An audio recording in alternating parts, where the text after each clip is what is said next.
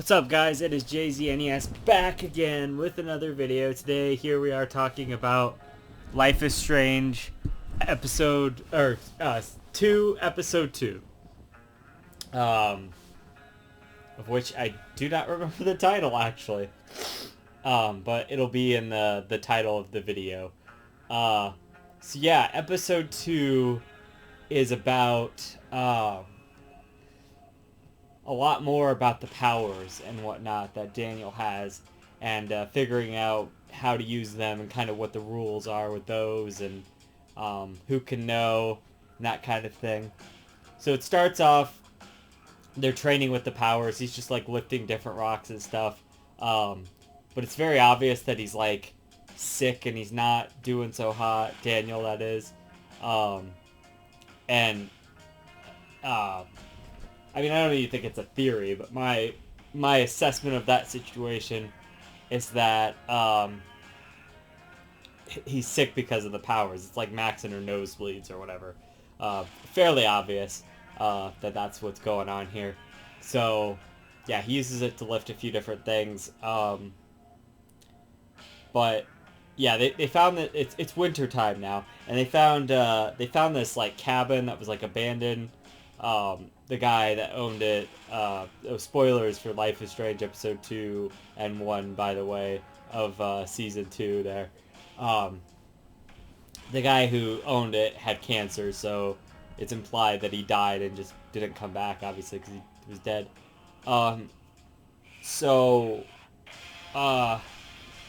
Yeah, so there you are, you're staying in there. There's some leftover food and whatnot, so you do have like a good meal. Of course, you have your dog Mushroom there with you. So they're kind of just hanging out. They like make a meal and stuff and sleep, and they play a game or whatever, a dice game. But Sean kind of lays out the rules of the powers. He says like, don't tell anybody about them. We're trying to hide, stay secret kind of thing, and avoid using them if possible. Yeah. Or like avoid dangers, what it is, or stay away from danger kind of thing. So, yeah. Like, that's kind of what they're doing. They're just hanging out, they're surviving. Just living life, getting through, and then at some point, they seem pretty content there, and especially Daniel's having a good time for the most part, but it's apparent that they can't stay there. So then Sean pulls out the map and was like, yeah, we should go see our grandparents from the mom's side, and it's like a couple towns over in Beaver Creek or whatever, and they're like, it's like a 2-day walk, he says, or something. Because you're not getting any better, you're coughing and all of that, we need to get out of here, we can't just keep staying here. So they decide to do that in the morning, and yeah, he goes and lets the dog out, and the dog doesn't come back. So Daniel's like, oh, I'm going to go look for the dog while you get everything packed up. And so, yeah, and then he doesn't come back. So once you're packed up and have the canteen filled and whatever, you go out there looking for him, and you see him and Mushroom and a cougar, or like a mountain lion or some shit out there, like ready to pounce on him. And like Daniel's ready to use his power to like kill the mountain lion or whatever, but we're trying to encourage him not to use it all of the time. I don't know. It's an interesting dynamic, because later on the game phrases that as me telling him to repress his powers. So now I feel like the with Elsa or whatever, like the king and queen in that movie, like, conceal, don't feel, it's like, but like, what are we supposed to do? This isn't like Arendelle or whatever. This is fucking like real life. and this kid has like fucking powers. I don't think that's good for anyone, especially since the powers like pretty much caused his dad's death. I mean, that cop shot the dad before he even like used his powers or whatever, but it like set off this traumatic thing. I don't think they would be on the run if it were not for the fact that those powers like knocked over the cop cars and stuff. I don't think anything would have been quite as bad, at that rate. At that rate, it would have been the cops' fault, and they might have gotten in trouble for beating up the kid. If you even choose to do that. I don't know if the other option kind of leads to that or what. So yeah, I mean, so he's in this situation. He's trying to figure out where's the limit with the powers. Like, should we use them sometimes or should we not? And it's kind of this whole moral thing. So you have a choice there. Let him use the powers on the mountain lion, or stop him from using the powers on the mountain lion. Basically, either way, Mushroom dies, which is unfortunate. The only difference is that you can recover the dog's body to bury. I guess that might give some more closure to Daniel. But I chose to not let him kill the mountain lion because that's what the game phrases as later, is killing the mountain lion. And I'm like, oh, well, that was probably a good choice. We don't want him to be a murderer. That's kind of terrible. But by encouraging him not to use his powers later on, it actually kind of gets him in trouble with that as well. Is standing by and not doing anything, is that murder? I mean, it's the age-old question, right? These are philosophical things we're thinking about here in this Life is Strange game. It's pretty interesting. So, yeah. So Daniel's really upset about that. He loved that dog. It's a pretty big gut punch, but like, at this point, like, I'm just feeling like, they're just gonna kill somebody every episode kind of thing. I mean, there was like Kate in the original game. I think that was like the only one, until you find Rachel later. Spoilers for Life is Strange 1. There's not a lot of people dying in Life is Strange 1, but this is like every episode, a couple of people die or get really hurt.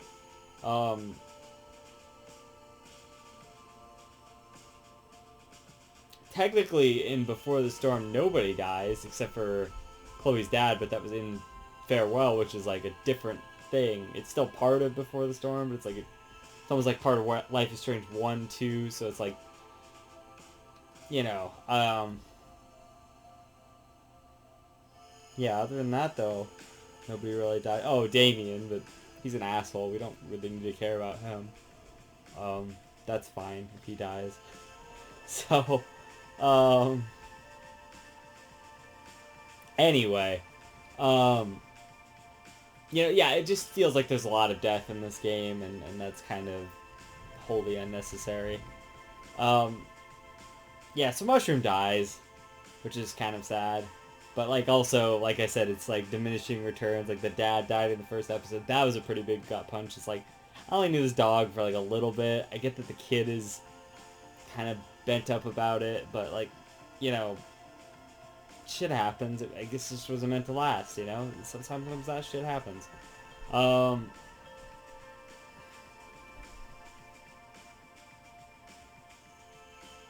Yeah. So they move on. They go to the grandparents' house. And they finally make it there. And they ring the doorbell a couple times. And the grandparents come. And they bring you in. They put Daniel aside and give him some medicine or whatever. And then they sit you down and like, alright, what happened? Like, we want to believe you, but you gotta like tell us what happened. And, I was like, I didn't do anything. The cops shot my fucking dad. If that was an option, I definitely said that because I use that at every turn to, say that, like, hey, this is fucked up what's happening to us. It's not our fault. And if anything, we're the victims of, like, racial bullshit from the cops or something.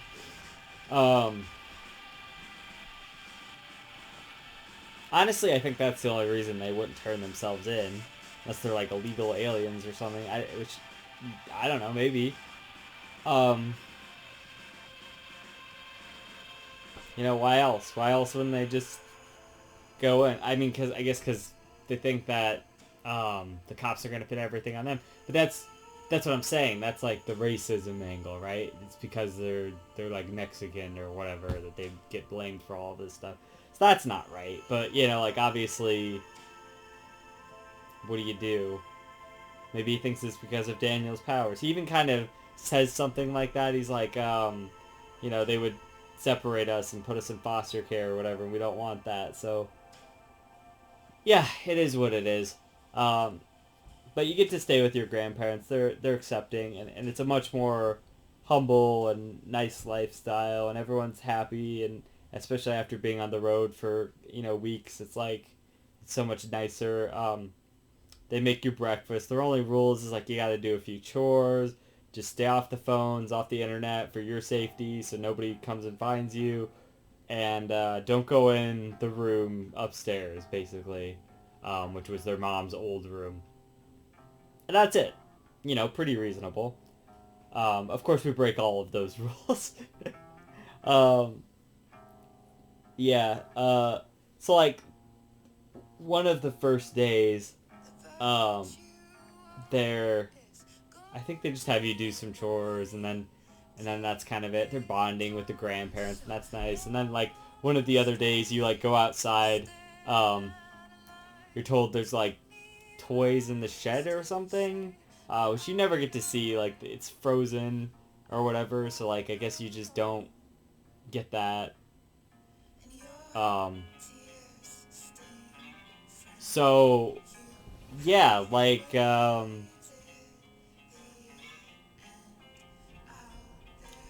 out there in the backyard, and then of course the thing from Captain Spirit happens where he falls off because they're neighbors with the Chris from Captain Spirit. He falls off of his treehouse there, and he's about to hit the ground and get really hurt, and then Daniel saves him with the power. And and then finally, well, then Chris thinks that he has the power, as we saw in Captain Spirit, which is incorrect and actually leads to something bad later. But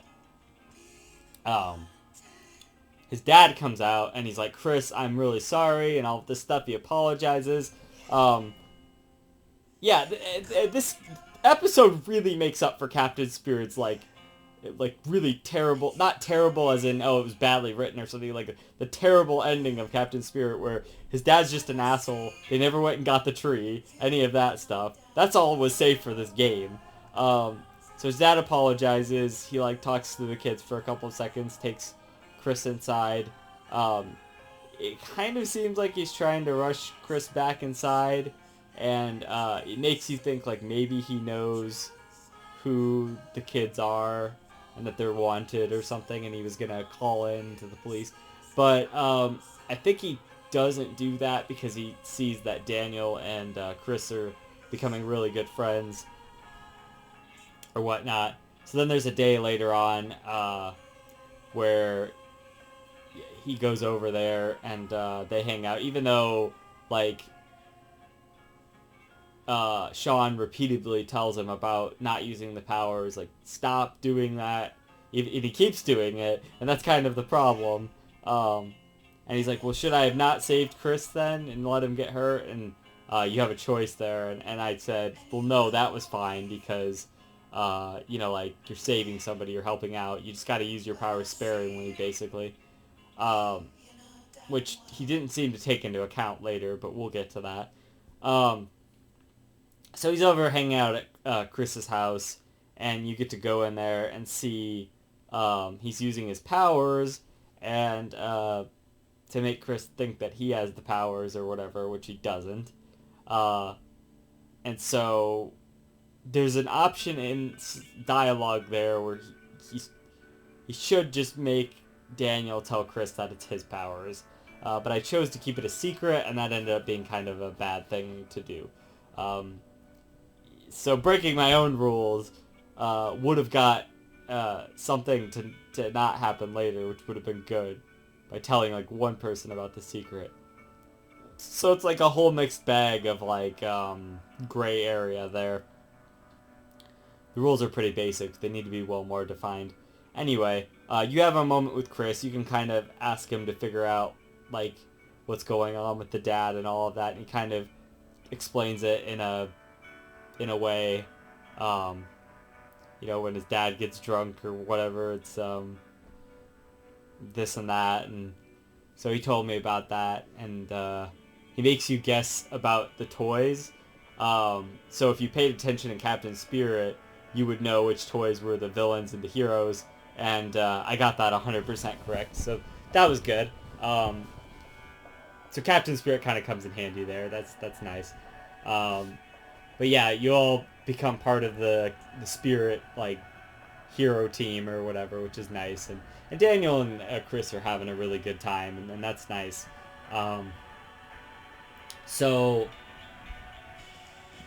after all of that, Charles, which is Chris's dad, by the way, I guess I don't know if that was said in the original game, probably somewhere, but I didn't really pay that much attention to it.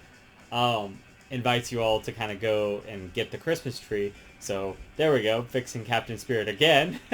So yeah, he invites you along to that, and they're all looking at trees and stuff. And this is when you're supposed to go and get Daniel a Christmas present. And somehow I didn't have the like $30 or whatever, or $17 or however I was left with before to I think I had like $17 left, which I should have still had at that point, but I had like $4 at that point. There was no way to make any money. So, and you can't get out of that section without getting a Christmas present. So I had to steal the yo-yo. This is the one thing I stole in the whole game so far. I had to do it in order to progress. So I did that. You steal a yo-yo from a donation bin or whatever for like needy kids. But at the end of the day, we're kind of needy kids. Maybe not, but like, yeah, sort of. So later on, you actually find that the grandparents had gifts at the ready for Christmas, which doesn't really ever happen, unfortunately. So that kind of sucks. But you have a lot of options to get some nice things from there, like some cool stuff, but you can't pay for any of it. There's no way you have that kind of money the whole time. You're looking around there. You can talk to a few different people. There's this girl. I don't remember her name, but she's like a I don't want to say like a hobo. Like that's kind of what she is. Is like rides the trains everywhere and just looks for work and that kind of thing. Again, it's that free lifestyle, and she's like plays the guitar and stuff. She's got like this purple hair, which is kind of interesting or cool or whatever. And then so you talk to her, and she's like asking about getting like the gift, and she's like, oh well, that sucks if you had to get a gift here. It's not going to be anything great for a kid. This and that. And then Daniel comes over and starts like, oh, I love your hair, it's so cool or whatever. And then some guy like takes her away. Then they get in a fight with this other guy because they're like because he sees them as like trash or whatever, and he's all mad at them. You have the option to like step in and prank him or something, but I just said no, we don't really need to do that. That's fine. So basically you talk to her for a little bit, and then you leave, and that's it. And then you have the tree, and Charles is like when you get back, they get out, and then Charles is like having a heart-to-heart with you.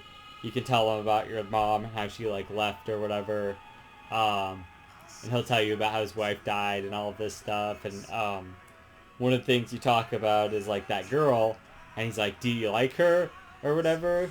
And you have like the option of like, who now? Or like you could be like, yeah, she was alright, she was cool or whatever. So yeah. But by the, okay, we'll talk about that in a minute. So, yeah, basically, Then you go back to the house and you realize your grandparents still aren't back. So Daniel is like insistent that you go up and check out this room that they keep telling you you're not supposed to go into. I don't know if there was a way to find the key for the room. I'm sure there was. I looked like everywhere in their room. You know, and I was just frantic, so I'm just like, he wants to just open the door with his powers, which is like very obvious. I don't know if I could have avoided that or anything. But Daniel comes and he's just like, eventually I just got him to go and do that and break it. You look around a little bit.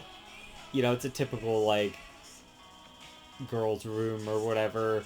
All this stuff. And then eventually you find this letter that, like, she was trying to communicate with her kids. And it says for the grandparents to help them because she heard about what happened. Like, help them in any way possible. And Daniel's like, oh, wow, look, she wants to help. And Sean, for whatever reason, we still don't know the whole backstory with the mom. But for whatever reason, he's kind of like, no, you don't know what she did. You don't know her. Like, we can't get involved with her, basically. All this stuff. Like, Mexico, Los Portos, or whatever is, like, still the plan. We gotta go there, you know? And then as you're, like, looking at all of this, then the grandparents, of course, come in. I don't think there was any way of avoiding that. And the grandma gets really mad about that, and she's like, you know, you broke the rules and all of this stuff. And the grandpa, like, they start talking about the mom and all of that, and then the grandpa's like, I can't do any of this. So then he goes, like, back to his office. You have this scene with him earlier where you, like, have to get the key for the shed or whatever, and he's, like, asking about the powers, Daniel's powers. He thinks he, like, saw something. And I told him, no, you know, I don't know anything about that because I didn't... Again, with the secret, right? We're trying to keep it secret. But it keeps not working out for me because then you hear from the first floor, the grandpa yells, so you, like, run down to his office, and it's, like, wardrobe that he was talking about earlier, how he was too lazy to fix, well, it fell over on him, and you try to pick it up, and you try to get everyone to pick it up. It's not working, and... So I'm like, fuck it. Have Daniel just goddamn use his powers. We gotta save this grandpa. I'm not having his blood on my hands, too. I'm not gonna let the grandpa also die in this episode. This is fucked. So I just let him use the powers. And, the grandma was kind of freaked out. And they start talking about that briefly. And then the cops show up, because I chose to call Lila earlier, in the episode.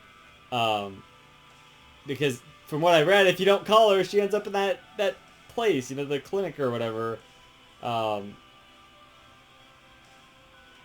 Yeah, and it's not a good time. I don't want her to be, like, severely depressed. So, she was glad to hear from me, etc., etc. But apparently that's what got the police to come to me. I'm sure if I didn't call her, they would have found something to get the police to come to me. Because that's how the story progresses. You can also use the internet, and that'll probably get them to come to you, but I didn't do that one. I just used the phone. I don't know. They would have figured it out. I'm curious to see what they do if you don't do any of those things. But, yeah, so you have to get out of there. The grandparents, like, make a diversion for a second so you can, like, run away. And as you're going through Chris's yard, through the backyard, you go through Chris's yard, they see you, the cops that are coming in, the backup, and apparently there's a way that they don't see you. I don't know how that works.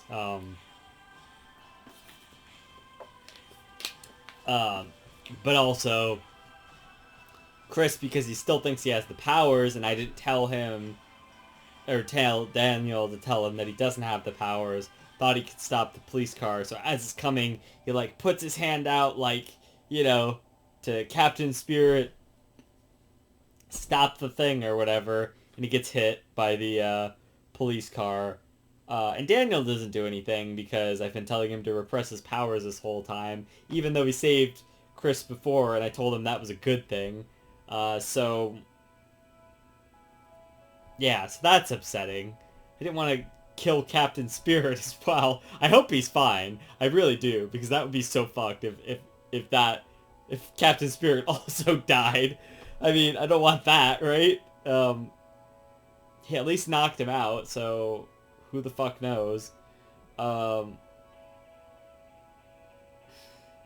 that's fucking sad. I don't want Chris to, like, get hit and hurt.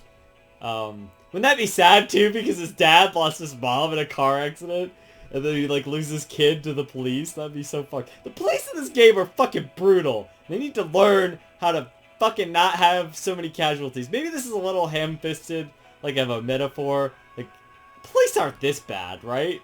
I mean, maybe? I don't know. Maybe in some places, but, like, I don't know. I don't feel like they're this bad, for the most part.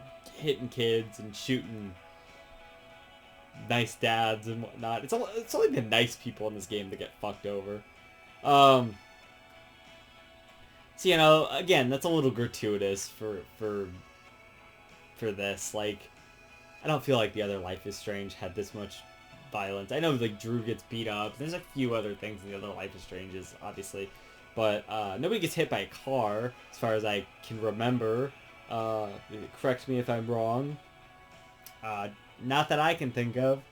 And, like, you know, so we just kind of leave him. I don't know. So that kind of sucks. Yeah, but aside from that, that's pretty much the end of the episode. Then you're sitting, like, next to a campfire with Daniel there, and you give him his present, but in my option it said that he was too distressed about the whole Chris thing to really, like, care about the present, which sucks because I didn't even want to steal that for him anyway. I would have gotten him a better present, but I don't really know how I was supposed to steal him money after all of this. So, yeah, hard to say how that all works. But anyway, so, yeah, that's the end of the episode. Then they hop on a train, presumably headed... Well, I know that they're headed... Because of the preview, I know that they're headed to the same place as the purple-haired chick from earlier. Because they're like, we're going to California to get work or whatever. So, the preview shows them at a weed farm to get work. Very appropriate place for a kid, by the way. But you can hear his voice there, so apparently we're going to get into that in the next episode. I don't know. Should be interesting. But, yeah, overall this was a good episode. A good follow-up to the first episode. And it was more character-focused and snappy, and it wasn't just the two characters. There was a lot more going on and more to interact with. It's not that I didn't appreciate the just, like, one-on-one character stuff from the first episode, but that's what a lot of it felt like, especially with the forest and stuff. Like, I can see that was meant to build up our relationship with Daniel and the at the very beginning there and kind of sort all of this out. But it's nice that we're also getting to interact with other characters too, because to me that's really what Life is Strange is about, is the other characters, the side characters, and the storylines and the background too, as well as the main plot. Adds a lot to the experience there, all the optional and extra little things that you can do, which this game sure has a lot of. There's certainly a lot of different ways to play out Life is Strange 2, so that's nice for repeat players. So yeah, I mean that's pretty much it. We'll see. I mean I liked it overall. Another good episode, I would say. But you know, they're really leaning hard on like the sad stuff and not even sad, just like things getting hurt and dying and all that kind of stuff. I don't know if it's as well balanced as like the original game when it comes to that stuff. But that also touched on some dark subject humor, or subject matter, not humor. Dark subject matter. But I feel like it was more well integrated, more seamless. I feel like this kind of you know, up and down flows a little bit. It's a little odd the pacing, I guess, in comparison. But I still enjoyed mostly everything in this episode. And I'm willing to see where the story goes. Obviously, I'm still got to see how it all happens, how it all plays out, I guess. So yeah, looking forward to the next episode. Until next time, JZNES saying keep it classic. Stick around for more reviews, underrated games. I'll see you guys in the next one. JZ out.